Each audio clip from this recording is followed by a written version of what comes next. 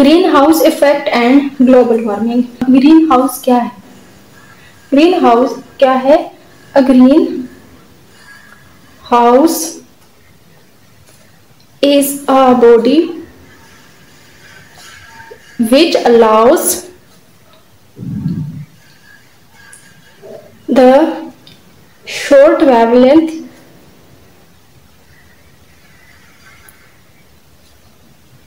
incoming solar radiations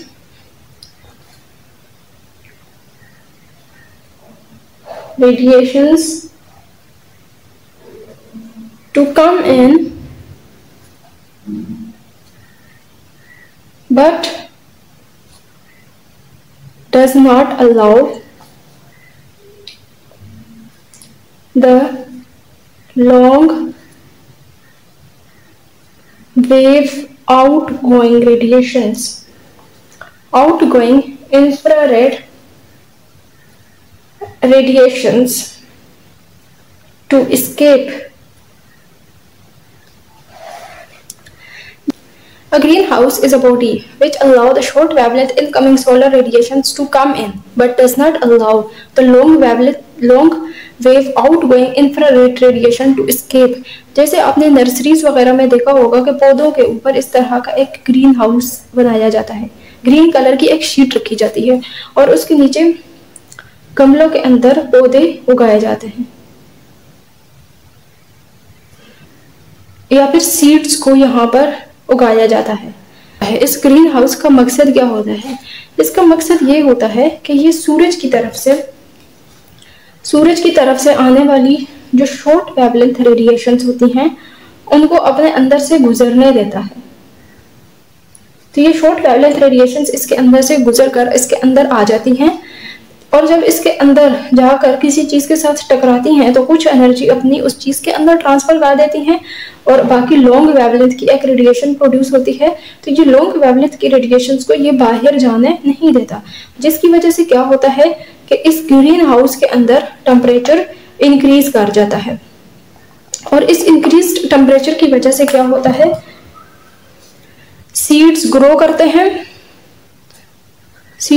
करते हैं और प्लांट्स भी ग्रो करते हैं। कुछ प्लांट्स को ज्यादा टेम्परेचर चाहिए होता है ग्रोथ के लिए। तो इस चीज को यानी इनकमिंग शॉर्ट वेवलेंथ रेडिएशंस को अलाउ करना टू पास थ्रू इट, लेकिन आउटगोइंग लॉन्ग वेवलेंथ रेडिएशंस को अपने अंदर ट्रैप कर देना, इस चीज को ग्रीन हाउस इफेक्ट कहा जाता है। अब जमीन जो है हमारी अर्थ, ये अगर हमारी अर्थ है तो इसके इर्द गिर्द आपको पता ही है कि एटमॉस्फेयर है, ये जमीन का है एटमॉस्फेयर। एटमॉस्फेयर के अंदर डिफरेंट गैसेस हैं, कार्बन डाइऑक्साइड है, ऑक्सीजन है, नाइट्रोजन है, मीथेन वगैरह, इस तरह की डिफरेंट गैसेस हैं। कौन कौन सी गैसेस हैं? यहाँ पर एटमॉस्फेयर के अंदर कौन कौन सी गैसेस हैं? कार्बन डाइऑक्साइड है, मीथेन होता है, ऑक्साइड्स ऑफ नाइट्रोजन होते हैं, क्लोरोफ्लोरोकार्बन्स भी पाया जाता है कहीं ना कहीं, और वाटर के वेपर्स भी होते हैं, वाटर वेपर्स। तो ये वाली जो गैसेस हैं ये ग्रीन हाउस की तरह एक्ट करती हैं। ये क्या करती हैं? सूरज, सन की तरफ से जो शॉर्ट वेवलेंथ वाली अल्ट्रावायलेट रेडिएशंस आती हैं उनको अपने अंदर से गुजरने देती हैं। अल्ट्रावायलेट रेडिएशंस आसानी से इन गैसेस के एटमॉस्फेयर के अंदर से गुजरकर अर्थ के साथ टकरा जाती हैं। तो इस टकराव के नतीजे में क्या होता है कि कुछ एनर्जी अर्थ के अंदर ट्रांसफर कर देती हैं। जब अर्थ के अंदर कुछ एनर्जी ट्रांसफर हो जाएगी तो इनकी वेवलेंथ अब ज्यादा हो जाएगी और इस ज्यादा वेवलेंथ वाली रेडिएशंस को IR रेडिएशंस कहा जाता है, infrared radiations. Incoming short wavelength radiations थी अल्ट्रावायलेट रेडिएशंस, और अल्ट्रावायलेट रेडिएशंस जब जमीन के साथ टकराई तो वो इंफ्रारेड रेडिएशंस में कन्वर्ट हो गई। अब ये गैसेस के मॉलिक्यूल्स क्या करते हैं, ये जो आउटगोइंग इंफ्रारेड रेडिएशंस हैं इनको बाहर जाने नहीं देते, बल्कि अगर ये इंफ्रारेड रेडिएशंस गैस के मॉलिक्यूल के साथ टकराएंगी तो ये वापस इसी एटमॉस्फेयर के अंदर आ जाएंगी। इस तरह से जितनी भी रेडिएशंस हैं वो वापस आती जाएंगी अंदर, जिसकी वजह से ओवरऑल क्या होगा, अर्थ के ऊपर टेम्परेचर इंक्रीज कर जाएगा, टेम्परेचर इंक्रीज कर जाएगा। तो इस ग्लोब की यानी अर्थ की वार्मिंग हो जाएगी।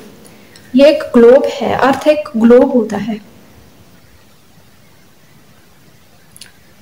तो इस ग्लोब के ऊपर जो एटमॉस्फेयर है उसके अंदर जो गैसेस मौजूद हैं वो इंफ्रारेड रेडिएशंस को बाहर जाने नहीं दे रही, यानी अपने अंदर अल्ट्रावायलेट रेडिएशंस को आना अलाउ करती हैं, लेकिन इंफ्रारेड रेडिएशंस को वापस अपने अंदर ही डायरेक्ट कर देते हैं, जिसकी वजह से ओवरऑल होता क्या है कि इस ग्लोब का टेम्परेचर जो है इंक्रीज कर जाता है। तो इसी चीज को तो फिर ग्लोबल वार्मिंग कहा जाता है। ओवरऑल अर्थ के टेम्परेचर के इंक्रीज करना क्या कहलाता है, ग्लोबल वार्मिंग। अब ये ग्रीन हाउस इफेक्ट या ग्लोबल वार्मिंग एक नेचुरल अमल है। अगर तो ग्लोबल वार्मिंग ना होता तो अर्थ का टेम्परेचर बहुत कम होता और अर्थ जो है रहने के काबिल नहीं होती। ग्लोबल वार्मिंग की वजह से अर्थ का टेम्परेचर मॉडरेट हो जाता है, लेकिन पोल्यूशन बढ़ने की वजह से क्या होता है कि इन गैसेस की मिकदार बहुत बढ़ जाती है, जिसकी वजह से अर्थ का टेम्परेचर बहुत ज़्यादा बढ़ जाता है। और अर्थ का टेम्परेचर बढ़ने की वजह से काफ़ी सारे इफेक्ट्स होते हैं।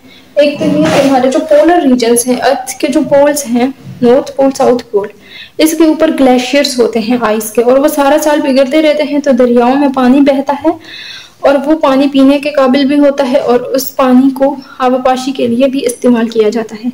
लेकिन ग्लोबल वार्मिंग या ग्रीन हाउस इफेक्ट की वजह से क्या होता है कि वो ग्लेशियर्स पिघल जाते हैं। पिघलने की वजह से सैलाब आते हैं ज़मीन पर और समंदर में पानी का लेवल बढ़ता जाता है।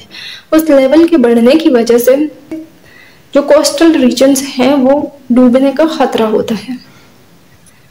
इसके अलावा अर्थ के ऊपर जो डिफरेंट टेम्परेचर के जोन्स हैं या डिफरेंट सीजन्स हैं वो भी शिफ्ट हो जाते हैं, जिसकी वजह से फसलों के मौसम, फसलों के उगाने और काश्त करने के मौसम भी शिफ्ट हो जाते हैं।